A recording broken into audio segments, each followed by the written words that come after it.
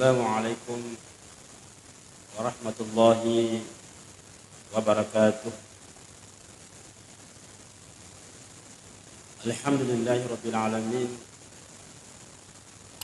wal 'aqibatu lil muttaqin wala udwana illa 'alal zalimin. Asyhadu an la ilaha illallah wahdahu la syarika lah wa asyhadu anna Muhammadan abduhu wa rasuluh. Allahumma salli ala Muhammadin wa ala alihi wa ashabihi wa man tabi'ahum bi ihsanin ila yaumiddin. Amma ba'd. Ma'asyiral muslimin sidang jamaah tarawih yang sama-sama dirahmati dan dimuliakan Allah Subhanahu wa taala. Alhamdulillah, pada malam yang ke-23 Ramadan kita masih diberi kesempatan Subhanahu wa taala untuk menikmati sisa Ramadan. Dan juga disadari bahwa 10 akhir Ramadan merupakan saat-saat menentukan daripada amalan-amalan kita di bulan Ramadan ini. Maka lagi pada malam ini juga merupakan satu syarat dari Rasulullah SAW akan turunnya malam Lailatul Qadar, yaitu malam-malam ganjil akhir 10 Ramadan. Itu mari kita bertekad dengan amalan-amalan terbaik kita, baik sholat tarawih, sholat lain, sedekah kita, zikir-zikir, baca doa kita, yang berbagai amal soleh kita, mari kita maksimalkan untuk meraih malam kemuliaan yang lebih baik dibandingkan dengan amalan 1000 bulan. Masyarakat, kesempatan yang singkat ini kita akan bahas tentang masalah zakat. Zakat tentunya kita pahami bahwa merupakan salah satu kewajiban daripada umat Islam yang beriman kepada Allah Subhanahu wa taala. Zakat ini merupakan perintah Allah Subhanahu wa taala yang sering atau hampir semua perintah salat dengan zakat selalu digandengkan. Waqimus shalah wa atuz zakah. Ini dua perintah ini hampir senantiasa bergandengan dalam melaksanakan kewajiban kita kepada Allah Subhanahu wa taala. Dan ini juga merupakan bentuk keseimbangan dalam Islam, di mana salat merupakan hubungan vertikal kita kepada Subhanahu wa taala. Dan zakat merupakan ibadah sifatnya horizontal yang terkait hubungan sesama manusia. Inilah bentuk keseimbangan yang luar biasa dalam Islam ini. Zakat merupakan pilar daripada agama ini. Artinya tanpa zakat tidak mungkin tegak daripada bangunan keislaman kita. Bahkan menentang daripada perintah zakat itu merupakan bentuk kekufuran kepada Allah Subhanahu wa taala. Dan kalau kita yakini, maka itu bisa mengeluarkan kita dari agamanya Allah Subhanahu wa taala. Rasulullah SAW menegaskan, "Buniyal Islam ala khamsin." Islam dibangun atas 5 pilar. Syahadatan la ilaha illallah wa anna rasulullah, wa aqimus shalah wa atuz zakah wa shaum ramadan wa tahijjud baita man istata'a ilaihi sabila. Ini dia bahagia 5 unsur yang tidak boleh terpisahkan antara satu yang lain. Menentang salah satu daripada pilar ini, maka berarti kita meruntuhkan daripada pilar agama Allah Subhanahu wa taala. Masyarakat muslimin Allah. Sedikit pengertian apa itu zakat. Apa itu zakat? Zakat berasal dari kata zakah zakian. Artinya tumbuh, bersih, mensucikan atau mengembangkan berbahagia. Itu artinya zakat. Ada yang bertanya, apa bedanya zakat, infak dan sedekah? Apakah sama itu? Tentu secara makna dan aplikasi sangat berbeda yang bahagia. Kalau kita lihat beberapa variabel daripada zakat, infak dan sedekah, yang pertama dari sisi hukumnya. Kalau zakat itu hukumnya wajib bagi orang yang sudah memiliki kewajiban tentang zakat. Ya, ada aturan zakat itu ada aturan kewajiban di mana harta kita sudah menjadi kewajiban harus dikeluarkan. Tapi kalau infak dan sedekah hukumnya sunat, bukan wajib. Itu dari sisi hukum. Yang kedua berbahaya dari sisi waktunya.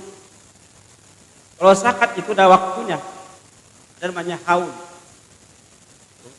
Berumur 1 tahun atau setahun, atau pada saat setiap waktu tertentu. Misalnya kalau tak panen padi misalnya, 3 kali 1 tahun berarti 3 kali kita harus keluarkan zakatnya. Itu haulnya itu. Beda kalau misalnya zakat perniagaan, zakat emas, uang dan sebagainya, itu dikeluarkan setiap 1 tahun jarak bahaya. Tapi kalau infak dan sedekah bebas, tidak ada batas waktunya.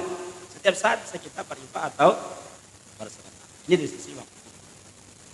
Yang kedua dari sisi jumlahnya jarak bahagia.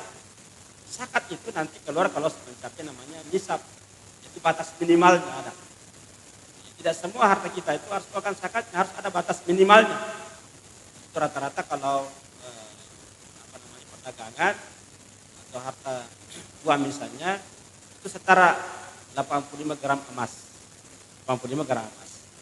Maka sudah sampai setara 80 gram emas harta kita, maka wajib dikeluarkan zakatnya. Besar 2,5 gram. Dan jadi kalau untuk pertanian ada lagi hitungannya, ya. Itu ternak dan seterusnya ada lagi hitungannya secara proporsional. Itu dari sisi jumlahnya terbagi. Tapi dari sisi sifatnya, maka kalau zakat itu, zakat dan infak itu harus bentuk materi, apakah itu uang atau harta yang lainnya bahagia. Sedangkan kalau sedekah bisa materi, bisa juga non materi, itu bedanya. Jadi sedekah itu bisa materi, bisa non materi. Misalnya gitu, kita senyum kepada saudara kita, itu sedekah. Kata Rasulullah, tabassumul yahika sedekah. Senyum kepada saudara kita adalah sedekah. Membantu orang lain dengan tenaga kita, membantu yang pemikiran, ya, mengantarkan orang barangnya dan sebagainya, menunjukkan jalan, alamat seseorang, itu adalah sedekah. Maka jangan malas bersedekah. Jika tidak bisa kita bersedekah dengan uang atau harta, berupa barang dan sebagainya, maka perbanyaklah sedekah berupa non materi. Itu disebut dengan sedekah yang bahagia. Nah, kemudian jenisnya bahagia juga berbeda-beda, ya. Berbeda. Kalau harta itu zakat, tidak semua harta juga akan zakat. Hanyalah harta yang produktif, hanya harta yang produktif. Kalau kita punya harta tidak produktif, maka tidak perlu zakatnya. Misalnya bapak punya mobil 2, cuma dipakai untuk urusan pribadi, ya, pergi kantor, urusan keluarga, bukan bisnis, maka itu tidak dikeluarkan zakatnya. Tapi kalau kita jual beli mobil atau diperintahkan atau disewakan, hasilnya itu yang zakatkan. Punya rumah 2, 3 dan sebagainya. Tetapi rumah itu ditinggali, ya. Tidak dibisniskan. Maka tidak dikena zakat. Tapi kalau kita jual, kita bisniskan, maka hasil itu dizakati. Jadi misalnya itu zakat terkait masalah produktif. Jadi kita kirim perbandingan antara zakat, infak dan sedekah. Nah, sekali berbahagia, apa peran dan fungsi zakat dalam kehidupan? Yang pertama berbahagia, utama untuk membersihkan dan mensucikan daripada diri dan harta kita. Itu tidak utama daripada zakat. Khusmin awwalihi shadaqatan tutahhiru zakim biha. Ambillah harta mereka yang bahagia. Misalnya itu orang dipaksa harus bayar zakat sebenarnya. Cuma kan undang-undang sekarang kita ini undang 38 itu belum memaksakan orang. Tapi kalau undang zakat itu harus dipaksakan orang bayar zakat. Karena kalau tidak dipaksakan susah orang membayar zakat. Maka pada zaman Abu Bakar Siddiq orang di perang tidak bayar zakat. Ya, karena dampaknya sangat berbahaya kalau tidak bayar zakat. Dari sisi agama, dari sisi ekonomi dampaknya sangat berbahaya kalau tidak bayar. zakat. Sehingga orang dipaksa harus membayar zakat. Maka tentu institusinya adalah negara harus yang punya power, punya hukum dan punya aparat untuk bisa memaksakan orang bayar zakat. Jadi sangat penting. Jadi membersihkan diri kita dari penyakit kikir.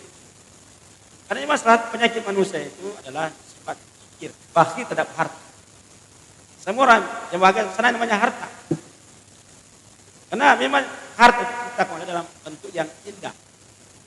Kan disebut dengan mal, sesuatu yang condong, tertarik namanya harta itu.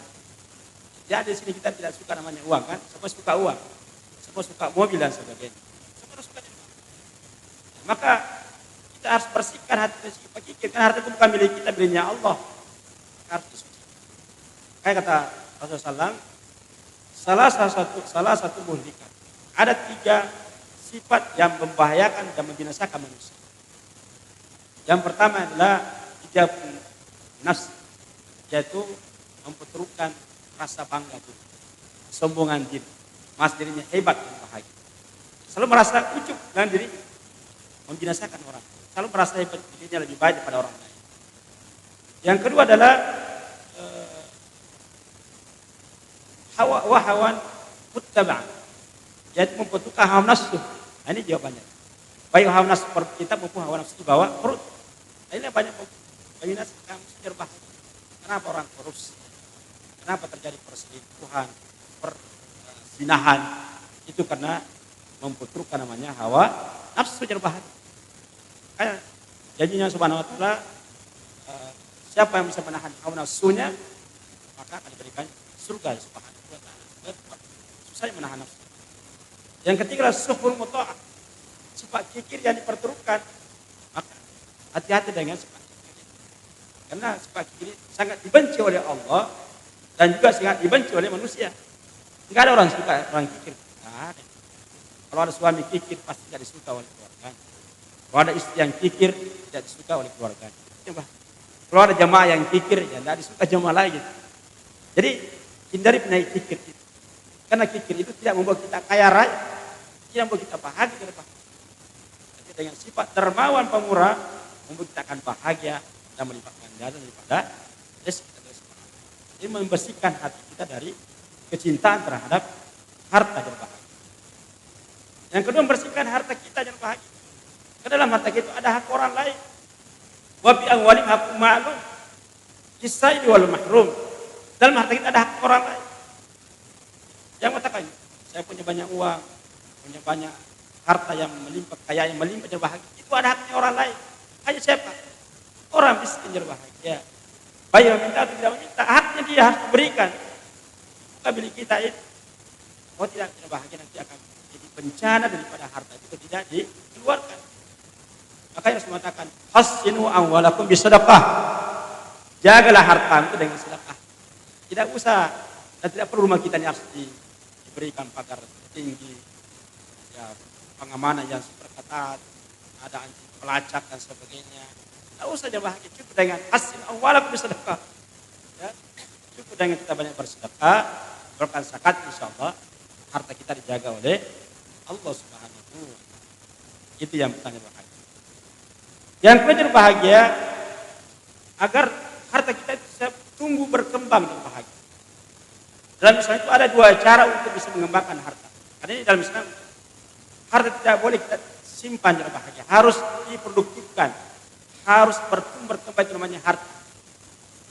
Nah, ada 2 cara mengembangkan harta dalam Islam. Yang pertama dengan bisnis. Kalau kita mau bertambah harta, kita berbisnis, ya investasi dalam bahagia. Apakah sektor real atau sektor finansial saja bahagia. Investasi dalam bentuk syariah. Apakah mudharabah, musyarakah, ya, muzarah dan sebagainya. Kembangkan dalam bentuk bisnis, jual beli dan sebagainya. Atau sewa menyewa. Silakan kembangkan. Nah, yang kedua caranya bahagia mengembangkan harta kita dengan cara zakat atau sedekah. Itu jaminan Allah Subhanahu wa taala. Wa ma anfaqtum min syai'in fa huwa yukhlifu. Apa yang kita keluarkan dari harta kita pasti diganti Subhanahu. Itu pasti. Bukan semoga menggantikan. Pasti diganti oleh Allah Subhanahu wa taala. Jadi kalau kita keluarkan jangan bahagia pasti kembali. Itu pasti diganti oleh Allah Subhanahu wa taala. Maka Rasul mengatakan, mana pasal sedekah min mal, tidak berkurang daripada harta itu dengan sedekah, justru bertambah daripada harta. Kalau harta kita mau bertambah, bertumbuh, berkembang, maka kuncinya adalah sedekah. Baik yang wajib itu zakat maupun yang disunahkan berupa infak dan sedekah berupa haji. Sekali lagi, kalau kita ingin berkah harta kita bertumbuh, maka banyaklah bersedekah. Sebenarnya kata Subhanahu wa taala, yamhaqullahu riba wa yurbis sadaqah. Subhanahu wa taala menghancurkan, menghilangkan berkah terhadap sumber dana dari riba, yaitu mengembangkan harta dengan cara yang haram yang berbahaya, dan akan menyuburkan harta kita dengan cara banyak bersedekah. Bahkan dalam ayat dikatakan, wa ma ataitum min zakat yuriduna wajhallah wa ulaika hum dhaifun. Bahwa harta yang kita keluarkan dari zakat, harta kita berbahagia, maka itu akan bertumbuh berkembang di sisi Allah Subhanahu wa taala. Jadi sekali lagi, ini kunci yang bahagia. Memang secara rasional tidak masuk akal itu. Masa kita bersedekah dapat banyak uang? Buktikan saja sebagai Bapak bersedekah malam ini 10.000, minimal 10 kali lipat. Itu ya. Al-hasanatu asyad amsal. Satu kebaikan diganja 10 kebaikan oleh Allah. Buktikan saja bahagia. 100.000 insya Allah dan minimal 1 juta. Banyak sekali. Buktikan yang bahagia. Pasti Allah tidak pernah menyalahi janji-janjinya dari apa yang disebutkan di dalam Islam dalam bahaya dalam Quran dan Sunnah Rasulullah. Yang keempat yang bahagia khusus daripada zakat adalah untuk terjadi namanya keadilan ekonomi. Soalnya bahagia sekarang ini ekonomi kapitalisme ini membuat kesenjangan ekonomi. Teori ekonomi kapitalisme membuat kesenjangan ekonomi. Yang kaya semakin kaya, miskin semakin miskin. Dan mereka yang bahagia tujuannya adalah bagaimana mendapatkan kepuasan sepuas-puasnya dari harta dan kekayaan itu. Menumpuk harta sebanyak-banyaknya bahagia. Itu dianggap sebagai suatu kunci kesuksesan dan kepuasan. Ya makanya memang ekonomi kapitalis itu adalah memberi kepuasan sepuas-puas. Mau halal, mau haram, mau sedikit atau banyak, harus sebanyaknya dipuaskan. Dalam Islam yang bahagia, bahwa kalau kita ingin meraih kepuasan, bukan kepuasan yang bisa kita menggunakan harta kita dan Allah Subhanahu wa taala. Bahkan yang sangat bahagia, di samping memberikan pertumbuhan ekonomi, juga akan memberikan keadilan ekonomi. Kenapa tidak bahagia? Dalam penjelasan innamas shadaqatu itu lil fuqara'i wal masakin dan seterusnya. Sunya zakat yang membahagiakan, mengentaskan namanya kefakiran, kemiskinan dan sebagainya. Ini terbahagia. Semakin banyak orang berzakat, ini kunci dalam Islam, dari ekonomi Islam. Kalau banyak orang berzakat yang bahagia, itu artinya ekonomi tumbuh terbahagia. Pertumbuhan ekonomi itu jelas terbahagia. Karena kenapa? Zakat itu dikeluarkan dari hasil produktivitas terbahagia. Itu berarti ekonomi tumbuh ya. Banyak orang sukses secara bahagia, meningkatkan kesejahteraan. Nah, kalau banyak zakat yang bahagia berarti akan banyak juga zakat yang akan diberikan kepada orang fakir, orang miskin. Itu wajah keluarkan. Maka insya Allah dengan bertumbuhnya zakat yang bahagia itu berarti kesejahteraan meningkat dan pasti juga kemiskinan, kefakiran akan minimal bahkan bilang misalnya bahagia. Sejarah membuktikan yang bahagia pada zaman Umar bin Abdul Aziz. Hanya 3 tahun beliau memerintah yang bahagia. Tidak ada orang menerima zakat yang bahagia. Tidak ada orang menerima pemberian daripada pemerintah yang bahagia. Kenapa? Karena semuanya sejahtera. Semua sejahtera. Karena menerapkan daripada aturan-aturan ekonomi dari Allah Subhanahu wa taala. Dan salah satu yang telah bahagia menaikkan zakat dalam kehidupan. Orang bahagia oleh bulan Ramadan ini bukan bulan penuh berkah. Dan jika Subhanahu wa taala, mari kita, baik kita yang sudah punya kewajiban zakat, yang sudah mencapai nisab dan haul, segera kita keluarkan yang bahagia. Sebab itu bukan yang bahagia harta kita, tapi haknya orang lain yang kerja bagi itu menjaga harta. Yang kerja bagi juga kita, mari kita banyak bersedekah di bulan Ramadan ini sebagai cara bagi kita meraih berkah Subhanahu wa taala. Karena sedekah kata Rasulullah yang paling afdal adalah sedekah pada bulan Ramadan.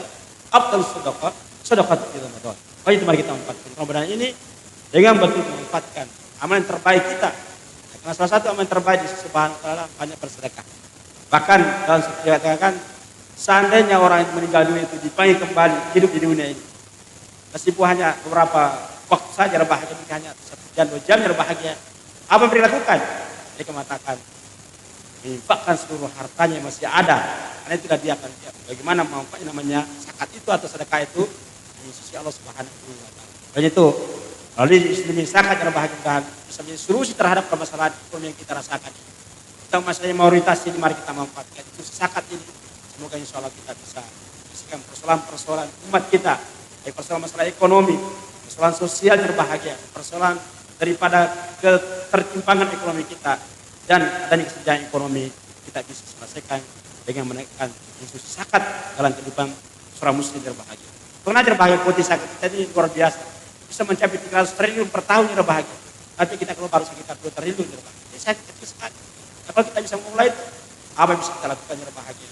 Maka insya Allah sangat dahsyat kalau masih bersatu bagaimana menegakkan isu zakat dalam menegakkan daripada agama Allah Subhanahu wa taala. Saya kira demikian sampaikan karena waktu terbatas dan juga sangat topik. Mudah-mudahan kepada ini memberikan keberkahan kita semua dan menjadikan kita pribadi-pribadi yang tangguh, pribadi-pribadi yang sukses mendapatkan kemuliaan di Ramadan ini.